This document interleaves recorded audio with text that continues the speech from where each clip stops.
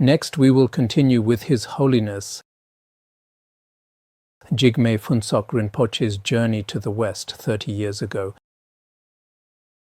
mainly to the US, France, and Canada. This is the memoir of that journey, and this is what we are discussing. In a sense, let us all remember His Holiness together. 30 years ago, he had such an experience. It seems yesterday there was a section at the beginning that wasn't read from the previous session. The above is a brief explanation through historical evidence of the existence of past and future lives.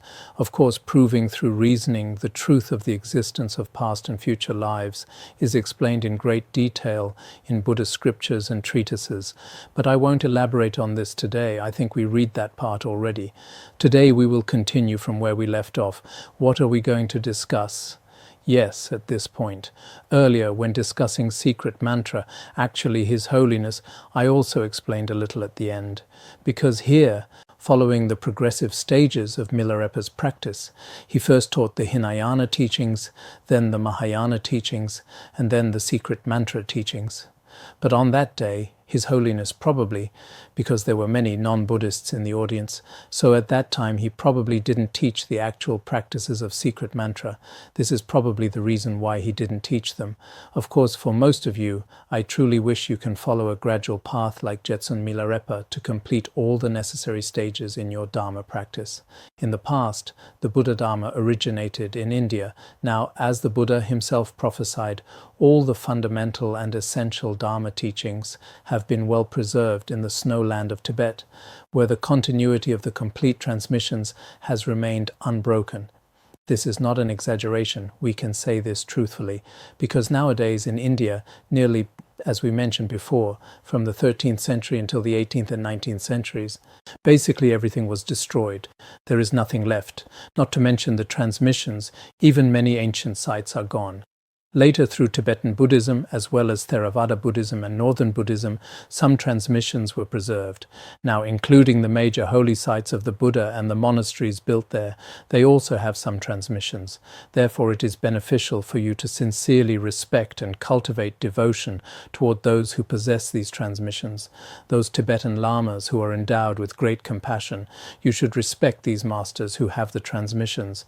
It does not matter which teacher you follow, as long as he or she is qualified, you should rely on them. They will definitely bring you no harm, but only benefit. Actually, if it is a good teacher, the benefit is immense. If it is an average teacher, there will still only be benefit. But if it is a bad teacher, it can be harmful to many people's body and mind. So generally speaking, when His Holiness went to the West, there were already many great masters of Tibetan Buddhism there. This was due to historical reasons and various other circumstances. Many had gone there from Tibet, but those who were there, many of them were truly remarkable. Of course, earlier masters like Dudjom Rinpoche and Dilgo Khyentse Rinpoche, not to mention them, they were not ordinary people. They were truly great bodhisattvas manifesting in this world. But later, many others, as we mentioned before, including Khenpo Gyaltsen and Khenpo Jigme, have been of great benefit to the people there.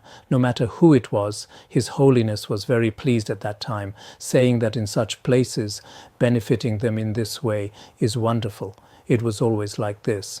However, sometimes regarding teaching and expounding the Dharma, some hadn't received systematic education before, but their faith and their way of being, Westerners are very happy with them.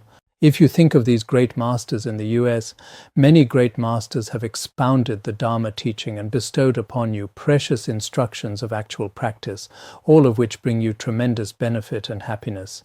This is obvious to every one of you. Indeed, this is still the case.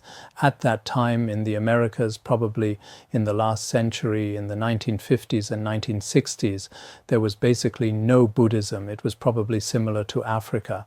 Later, Tibetan Buddhism and some other Buddhist traditions gradually brought the Dharma there. So perhaps we could try going to places like Africa to give it a try. The other day, among our Dharma teachers, the Khenmos weren't included in this preliminary survey. But among the Khenpos, among all the Khenpos and senior teachers, only one person was quite interested. The others all said they would follow the arrangement.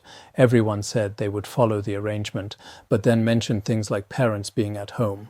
Actually, the parents would be fine. Going to Africa, the parents You could come back after a day and a night of travel, if the parents passed away or something happened, but I also understand some Dharma teachers indeed still have some concerns about various things. Of course, the teachers who give teachings are concerned about the people here. Otherwise, actually, in some remote places, teaching the Dharma is very important. In some remote places, sentient beings are truly very pitiful. In places where the Dharma flourishes, teaching for many years there cannot compare to going to a remote place and transmitting the Avalokiteshvara mantra to them. The merit of that is probably much greater, but I will also follow everyone's compliance. I haven't made any particular demands. When we send Dharma teachers somewhere, we should examine all the interdependent conditions. It's not about forcibly assigning someone. On my side, I generally don't do that. But when all the conditions come together, everyone should pay attention. Some remote places, whether with black people, white people, or sentient beings with yellow skin, some of these conditions are not easy to come by. This is how I personally feel. Some things are generally difficult for us to get involved in. In remote places, it's hard to find such opportunities, and sometimes it's hard to reach sentient beings there. If there is some benefit, even if it doesn't succeed, it doesn't matter. Nowadays in the world, including investments, financing, and running businesses, 70 to 80% fail, but they still keep going.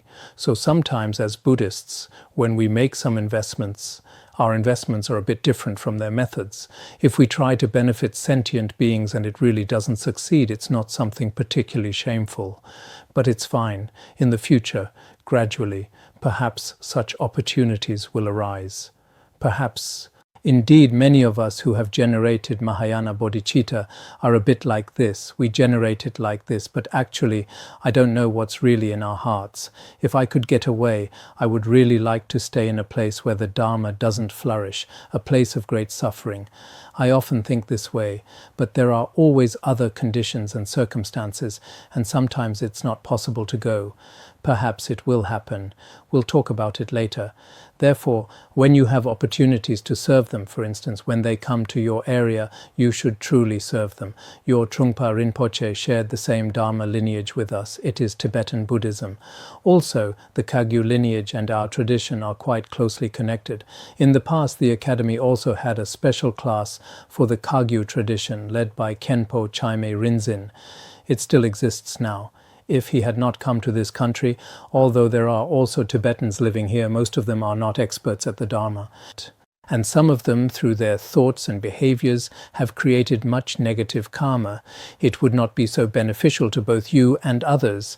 Perhaps at that time, some Tibetans who didn't know the language and didn't know the customs, when they went there, may have left some not so good impressions. Perhaps this is why His Holiness said this.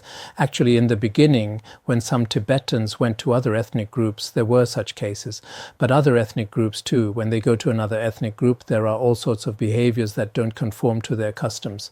So if your master had not come, perhaps others who came might not have been beneficial. This mainly refers to Chogyam Trungpa Rinpoche. Your master came to this place, establishing this center of Karma Dzong, and also, I've heard, over 100 Dharma centers. He transmitted the Dharma to numerous people, granting you happiness and ease in this and future lives. This great kindness to you Westerners is truly the kindness of the Tibetan Lamas. They really, I also mention this later, all the disciples of Chogyam Trungpa Rinpoche, whenever they hear about him, when I went there a few years ago, he had already passed away. Chogyam Trungpa Rinpoche passed away in 1987, over 30 years ago. But when we mention him now, they still have tears welling up in their eyes. Their expressions show this. So some of his behaviors are difficult for ordinary people like us to understand, but indeed he brought them tremendous benefit. If he had not gone, others probably couldn't have achieved this. However, now the people from these centers before, those who were old have become older, so some of these centers are not like some monasteries in Han or Tibetan regions, which are permanent establishments. Many of those Dharma centers there probably no longer exist now. Some centers simply cannot be found anymore. At that time there were that many, but now it's unclear how things are. At that time in Malaysia there was a place His Holiness visited in 1995. Later, when I inquired about it, it seems that Dharma Center has been closed for several years now, either for renovation or something else. So some Dharma centers were very glorious and flourishing at the time, but later they became ruins and can no longer be found. Impermanence appears at all times. Now, while we are in this Dharma center listening to teachings, we should also have a sense of impermanence. Someone like me can hardly bring you great benefit because I am already very old and also seriously ill. Other than this tour, I do not think I can come again. It seems His Holiness said this in Boston and at other times as well, so I cannot help you too much. His Holiness was very humble and spoke to them like this. However, there are already many masters living in this country with you, which is certainly a result of your own merit. Therefore, each of you should devotedly serve them and put their teachings into your practice.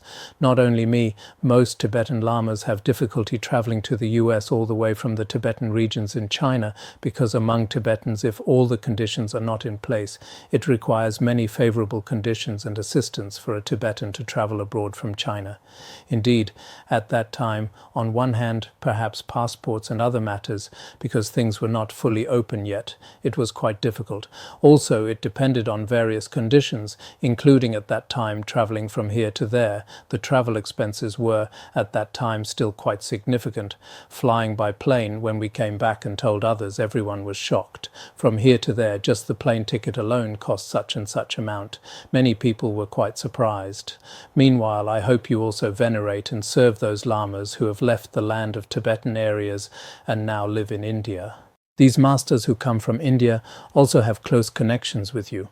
Of course, there is no need to mention all the teachers of the Kagyu lineage since you follow the same tradition with them.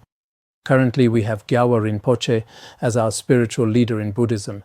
He is the true incarnation of Avalokiteshvara, the noble Lord of the world. If you have the opportunity to see him and listen to him in person, it has significant meaning. Any connection with him brings you vast benefits and results. Also, I have learned that His Holiness Penor Rinpoche, who now lives in the south of India, plans to return to the US next year. He has been recognized as the supreme head of the Nyingma lineage. I myself am just a negligible teacher in his Dharma lineage. His Holiness humbly said this. Actually, indeed, from the perspective of the Dharma lineage, Penor Rinpoche holds a higher position, because he is the highest master of the Palyul lineage. His Holiness's monastery, Nubzo Monastery. Nubzo Monastery is a small branch monastery, including our Domang Monastery. Now many monasteries in Luhuo are branch monasteries of the Palyul lineage. Generally in the Nyingma tradition of Tibet, there are the Katok, Dzogchen, and 3 main lineages. They all have many branch monasteries scattered throughout various places in Tibet, spread across different regions. He presides over hundreds of monasteries in the land of Tibetan areas. The term preside over, or the term branch monastery, it doesn't mean one person acting as abbot like in Han Chinese monasteries. It's not that meaning. When we say preside over here, actually these branch monasteries of the Palyul lineage all have a certain relationship with the mother monastery, but current policies don't allow this. So back in the 1980s it was said that the relationship between main and branch monasteries should be abolished. But from the perspective of Buddhist transmission, they still value this connection. He has educated a great number of monastics in India who wear the monastic robes and can be seen everywhere in this world. Such an astonishing guru is very rare in this day and age. Indeed, in terms of training monastics in India, there is no one like Penor Rinpoche. And in terms of training monastics in Tibet, someone like His Holiness Jigme Phuntsok Rinpoche is also very rare. One can say this. Speaking of his personality, he is a compassionate teacher who solely helps sentient beings and never harms anyone, not even in the slightest. He would never cause harm. Regarding his religious role, he is able to maintain peace and harmony among all religious traditions in the world, especially within Buddhism for Nyingma, Kagyu, Sakya, and Gelug. He provides any possible support and service. Since he dedicates himself to the promotion of Buddhism as a whole and spends all his effort on this cause, he has been appointed by Gyalwa Rinpoche and many others as the supreme head of the Nyingma lineage. Although he mainly follows the Nyingma tradition, he treats all other Buddhist traditions and schools equally and gives them the same care and respect. Because Penor Rinpoche was planning to come to the US the following year, actually he had been there before as well, then At every Dharma center we visited, if I was giving a teaching, I would try my best to praise His Holiness, saying, "He will come in the future," and so on. Just to create auspicious connections, I would say this: Khenpo Namdrol, when giving teachings, would always mention that Penor Rinpoche was coming the next year, paving the way ahead, like advertising. Sometimes I would joke with Khenpo Namdrol, "You came here specifically to do publicity." His Holiness here, I seem to remember at that time, Khenpo Namdrol mentioned to His Holiness, "If it's convenient, could you also mention that Penor Rinpoche will come here next year?" Then the following year, Penor Rinpoche basically followed our route and visited many Dharma centers. Although he is the head of the Nyingma lineage, he has always treated all traditions with equal regard. If in the future such a remarkable Lama comes to your area, you must request him to turn the wheel of Dharma with your deepest devotion and establish an auspicious connection. It will bring you inconceivably great benefit. These gurus living in the US nowadays and I all come from the same place, so I am quite familiar with them. As far as I know, they solely follow the Buddha's teaching and wholeheartedly work for the well-being of others. There is no way for them to harm any being. If you can follow their guidance and put their teaching into your practice properly, I will be truly happy for you. His Holiness's speeches are indeed very meaningful. Every speech has great significance. All in all, I wish that whatever you think and whatever you do becomes the cause of sentient beings' happiness and benefit. In particular, may you give rise to a kind and gentle heart. Tashi Delek. He didn't say give rise to bodhicitta or the awareness of Dzogchen, just a kind and gentle heart.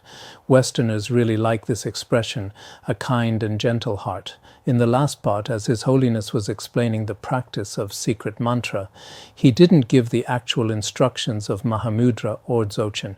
He only emphasized that one should observe the tantric vows of pure view, and based on that, rely upon those in the US who have experience in secret mantra practice to receive teachings from them.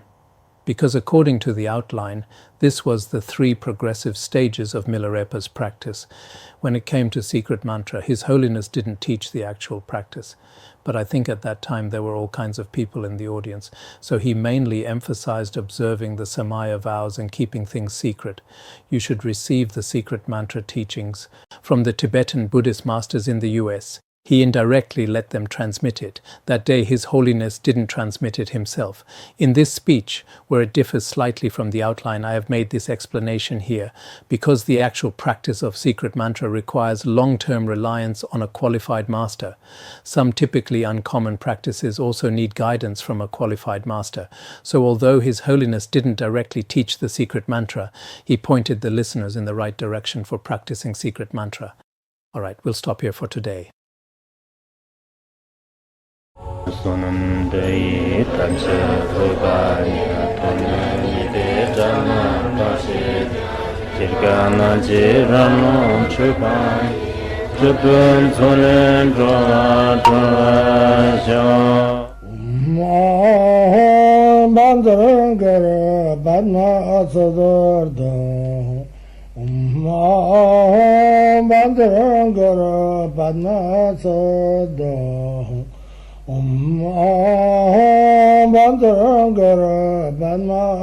Rinpoche